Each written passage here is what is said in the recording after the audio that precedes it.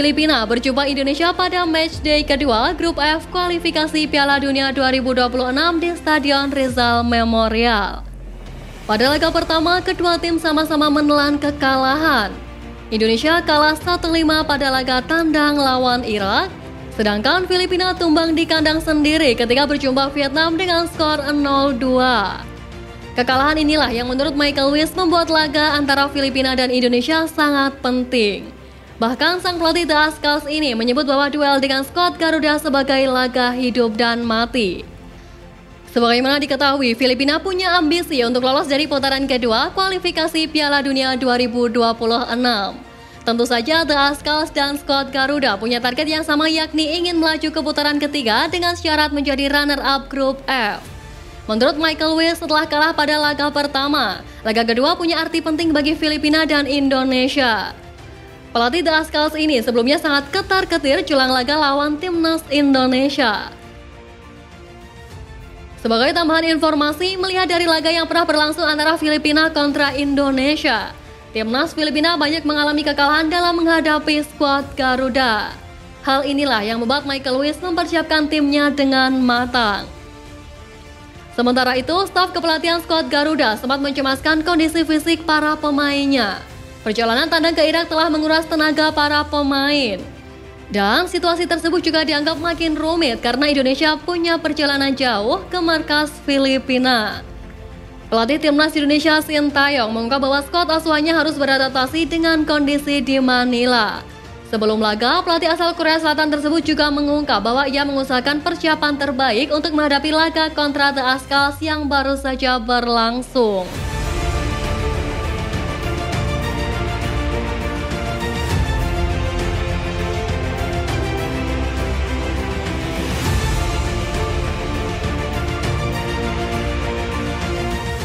Usai menjalani laga di ajang prestisius, Timnas Indonesia versus Filipina mengerahkan performa terbaiknya untuk memperebutkan kemenangan. Pelatih skuad Garuda Sintayong dituntut lebih berani untuk merombak susunan pemain utamanya demi raihan 3 poin. Seperti diketahui, susunan pemain yang diturunkan Sintayong saat dipucudangi Irak mengejutkan banyak pihak.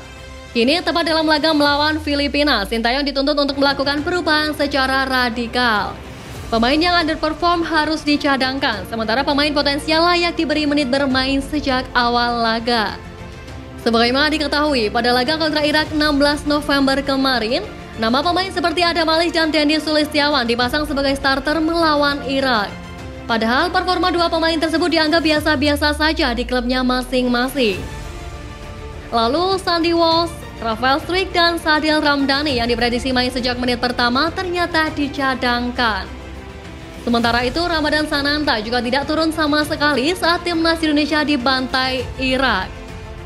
Beberapa keputusan Sintayong dalam meramu formasi, taktik, dan strategi melawan Irak pun meninggalkan banyak rahasia.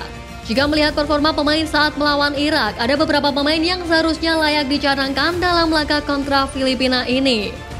Dimulai dari posisi penjaga gawang yang ditempati Nadeo Argawinata. Pemain asal Borneo FC itu memang tampil apik di level klub dengan membawa timnya ke puncak klasemen Liga 1. Hanya saja, performa Nadeo pada laga melawan Irak terasa mengecewakan dan kurang maksimal.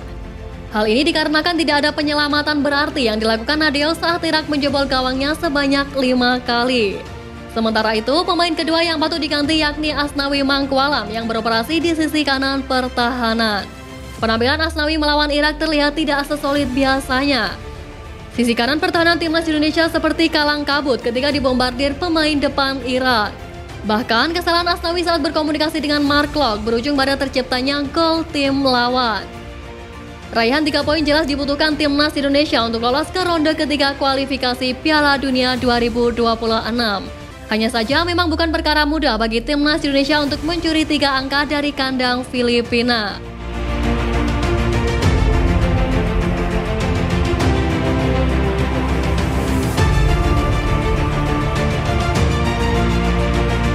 Sebagaimana diketahui, kabar mengejutkan datang dari Ketua Umum PSSI Erick Thohir terkait proses naturalisasi Justin Hubner yang terus berlanjut. Disampaikan bahwa proses naturalisasi pemain tersebut tinggal tanda tangan Presiden, lalu proses pengambilan sumpah dan dipastikan kelar pekan depan. Keberadaan Justin Hubner dalam skuad Sintayong di Piala Asia 2023 menjadi bagian penting benteng pertahanan timnas Indonesia. Sebab di proyek yang memang dikejar Sintayong ini berderet lawan-lawan berat mulai dari Irak, Jepang, dan Vietnam. Jam terbang pemain berusia 20 tahun ini di Wolverhampton U21 diyakini akan menambah kekuatan benteng timnas.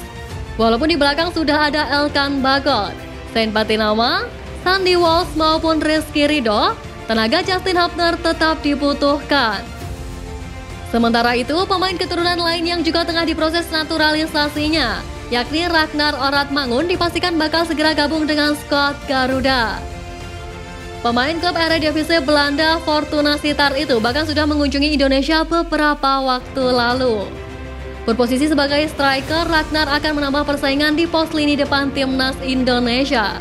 Tentu hal ini menjadi ancaman tersendiri bagi para penyerang timnas Indonesia saat ini, termasuk Rafael Struijk.